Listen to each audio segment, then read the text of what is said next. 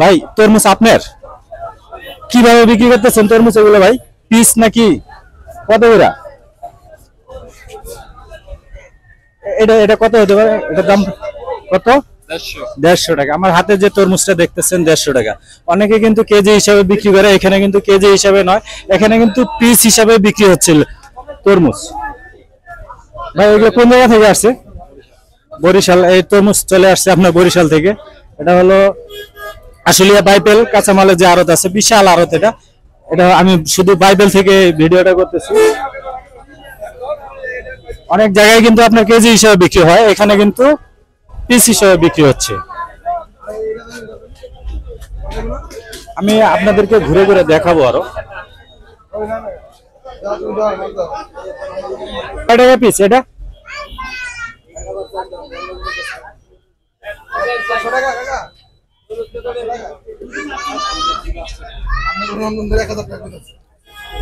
আমি একটু কথা বলবো এখানে, একটু একটু দেখিয়ে। আঙ্কেল, মানে এটা কি হিসাবে কি হিসাবে বিক্রি করতে, কেজি নাকি পিস হিসাবে? এটা কয় টাকা পিস এগুলো? মানে সাইজ দেখে বিভিন্ন, যেমন সাইজ তেমন দাম। মানে এটা মানে সাইজের উপর নির্ভর করতেছে দামটা, যেমন সাইজ নেবেন তার উপরে দামটা নির্ভর করতেছে।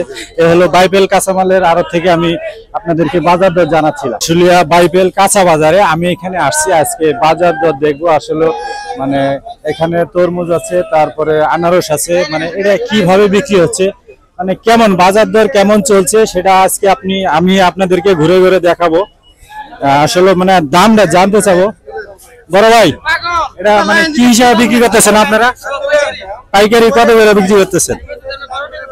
12 টাকা পিস পাইকারি হিসাবে বিক্রি হচ্ছে। এই যে আনারসটা দেখতেছেন 12 টাকা পিস পাইকারি দামে বিক্রি হচ্ছে এখানে। আর এখান থেকে আমি আরেকটা কথা বলে রাখি, এখান থেকে এই বাইপেলের আশেপাশে তথা আশুলিয়া বাইপেলের আশেপাশে এখানে যত খুচরা কাস্টমার আছে। ভাই আপনারা কই থেকে আসেন, নিতে আসছেন? বলিভদ্র ভাই, বলিভদ্র বাজার থেকে আসছে ওনারা। এখান থেকে সংগ্রহ করে মানে আসে বাইবেলের আশেপাশে বিভিন্ন জায়গা থেকে, এখান থেকে কিন্তু মানে সাপ্লাই হয় আপনার। এই যে আনারস দেখতেছেন, তারপরে ওই পাশে তরমুজ আছে, আমি তরমুজও দেখাবো আপনাদেরকে, ঘুরে ঘুরে সম্পূর্ণ দেখাবো। আমি যদি আরেকটু এই পাশে আসি,